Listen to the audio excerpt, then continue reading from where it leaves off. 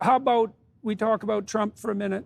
The first thing, there's one question about Trump that I really wanted to ask you. So, are you shocked at the fact that you're donating a substantial amount of money to facilitate Trump's election? But Elon endorsed me the other day, and I didn't even know this, he didn't even tell me about it, but he gives me $45 million a month. A month. Not 45 million. Gives me 45 million a month. Is that something you would have believed in the realm of possibility, say, 5 years ago?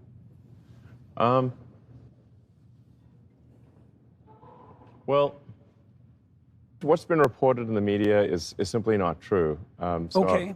I'm not donating $45 million a month to Trump. Right. Now, what I have done is I have created a PAC or super PAC, whatever you want to call it, which is, I simply call it the America PAC.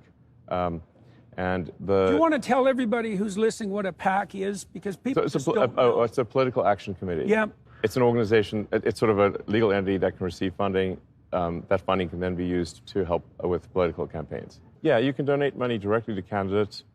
That amount is fairly small. Yeah. And you can donate a lot more money to a political action committee or a super PAC. There are various rules that govern the operation of PACs and super PACs. It certainly allows for a lot more money in the system than would otherwise be possible. Right. And these are used, to be clear, on the Democrat and Republican side. Yes. What are you hoping to accomplish with this? And what's the PAC called? It's called the America PAC. America PAC. Okay. Yeah, well, that's easy to remember. It's very easy to remember. Yeah. It's not meant to be sort of a hyper-partisan PAC. It's actually the core principles of this America PAC are, the intent is to promote the principles that made America great in the first place. So I wouldn't say that I'm, say, for example, MAGA, or Make America Great Again. I think America is great. I'm more MAG, Make America Greater. And there's some core pillars, some core values that have, I think, made America great. Could you elucidate those? Yeah. Okay. So one of them is being a meritocracy. As much of a meritocracy as possible, such that you get ahead as a function of your hard work and your skill, and nothing else. Yeah. Which is why I would be opposed to, for example, things like DEI. Adrian Wooldridge documented the fact that the alternative to meritocracy historically is nepotism and dynasty. Absolutely. It's not equity. It's not equity, correct. It's nepotism and dynasty. And it's not like America's been purely a meritocracy, but it has been more of a meritocracy than any other place. Right. Which is good. That's good. That's good. Which I regard as good. Yeah. So promoting meritocracy, promoting freedom, freedom to operate, meaning like the least amount of government intervention possible. We want, and this is, I think, important to fight because the natural tendency over time, sort of almost like entropy, is that the hand of government gets heavier every year. Yep. The laws and regulations accumulate every year, and these laws and regulations are immortal. Yeah, so you have to have you have to really take an active role in reducing the number of laws and regulations. Otherwise, as more and more laws and regulations are passed, eventually everything becomes illegal. Right. And you start getting into these Orwellian situations where then everyone's poor and miserable. Well, where action A is illegal and action B is illegal, and there isn't anything you can do that is legal. Right. To give an example, some lawfare that was leveled against SpaceX, for example, we were told for many years that we could not hire anyone who was not a permanent resident. Yeah, right. They had to be that. Well, so SpaceX develops advanced rocket technology, which is considered an advanced weapons technology because it's a core part of like intercontinental ballistic missiles. Yeah. So there are only a handful of things in the sort of highest level of weapon technology, and rocket technology is one of those, because we could deliver a payload and basically bomb anywhere on Earth. Right. From anywhere on Earth. So I was told in no uncertain terms by the government that if we hired anyone who is not a permanent resident of the United States, have either a green card or a citizen, that I would go to prison. Oh, yeah. Because the presumption, if somebody's not a permanent resident, is that they will leave the United States and take the rocket technology from SpaceX to potentially to countries that would cause harm to the United States. Right, right. Pretty, solid reasoning, I think. And then a few years ago, the Biden administration decided to sue SpaceX for failing to hire asylum seekers. Right, right. Yeah, I remember that. So we're told on the one side that if we hire anyone who's not a permanent resident, we go to prison. Now we're told if we don't hire asylum seekers who are not people who've been granted asylum. Seekers, they aspire to asylum. They're therefore not a permanent resident, but if we don't hire them, we also go to prison. I mean, that seemed to be insane and unfair. And why did the Biden administration? Because they can only do so many big cases per year. There's a finite number they can do. Yeah. Why would the Justice Department, of all the injustices that occur, pick this as one of their biggest cases? Yeah. Why? Why do you think? Well, I think they probably had I don't know. There was some lawfare, I think. It was a. What do you think? I think it was political. I think it was relationship to you. Well, I don't know all the things, but this is before supporting Trump or anything like that. Yeah.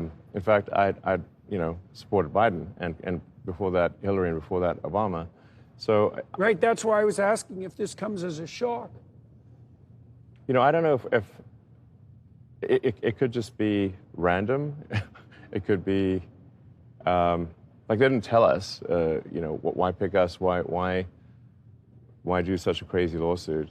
Random's a bad. Even if it is random, that's still bad.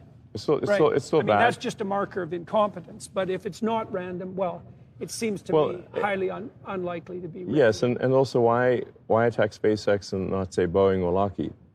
I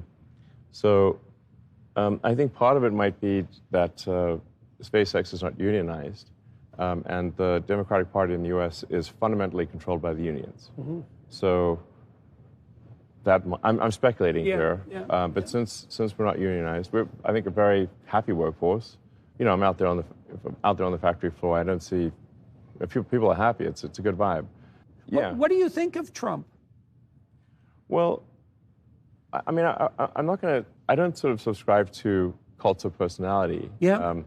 So for me, it's really just we've got a choice of administrations, and we have to pick one. Yeah. I think both. There are flaws on both sides. What do you think his flaws are? And he's a complicated person, and I've been trying to suss him out and figure him out, because some of the things that look like flaws might be advantages in disguise. Like, he seems to me to be pretty good at standing up to psychopathic bullies, for example. Sure. And that's kind of a useful skill, and it's not easy. You have to be a bit of a monster to manage that. And it isn't obvious to me how many of the even the divisive idiosyncrasies of Trump are the mirror image of his capacity to stand up to bullies. Right? That's a tough call, man. But so you've obviously decided to lay your efforts down on the side of the Trump administration in the forthcoming election. And so I think it's really, I think we need a change of administration. I think many years ago, I think probably the Democratic Party was the party of meritocracy and of personal freedom. Yeah. They used to be the free speech party. Yeah. And these days they seem to be the censorship party under the guise of hate speech. Yeah. So weirdly, in my view, the Republican Party is actually the party of that's the meritocracy party. Because the Democrats are also promoting DEI, which is really just another form of racism and sexism. It's the most pernicious form, I think, actually. Right. So it's anti-meritocratic. DEI is fundamentally anti-meritocratic. So then it insists on dividing people by groups. Right. As the primary, what would you say, conceptual distinction between individuals? Yes. Race, in fact, ethnicity, sex. I think the Democratic Party is stoking division. Yeah. So my view is that at this point in the United States, the Republican Party is more in line with a meritocracy and with personal freedom. But I should be clear that it's not like I think the Republican Party is flawless. It certainly isn't. It's got its issues. There are extremists within the Republican Party that I don't agree with. But one has, it's a two-party system, essentially. You got to pick one or the other. And so you weigh the good and the bad. And my opinion is that... And you flip the coin. We need that the country would be better off with the Republican administration than a Democrat. Yeah, well, Trump was pretty good at not having wars. Yes. Yeah, which is actually quite a big thing. Like, it's really a big thing. And what he did with the Abraham Accords, that was a miracle, I think. Right. No, absolutely. He should have got the Nobel Prize for that. I think there's something to be said that, America needs a strong leader, and where you have the perception of strength. Now, you have to admire that, Trump, after getting shot with blood streaming down his face, it could have been a second shooter, who knows? Nonetheless, was fist pumping, fight. Yep. After being shot. Yeah. I mean, and this is not. He's an ornery bastard. And he's funny too. Yes, and he's brave. He has courage. This is instinctual courage. Yeah. It's not calculated. It's not some arranged event. It's in the moment. Well, you could see that then, because that was not a time when you're going to... You see true courage in the moment. Yeah, absolutely. And if you want a leader who's going to deal with some very, very tough cookies out there, who's going to, deal with a Putin or Kim Jong-un or, China. Yeah, China. Or they'll think twice about messing with Trump. Yeah. They'll think twice. Okay. And poor Biden can't make it up the stairs. And obviously he's stepped out of the race. But nobody's going to be intimidated by Biden. It's impossible. But I think they will be intimidated by a guy who was fist pumping after getting shot.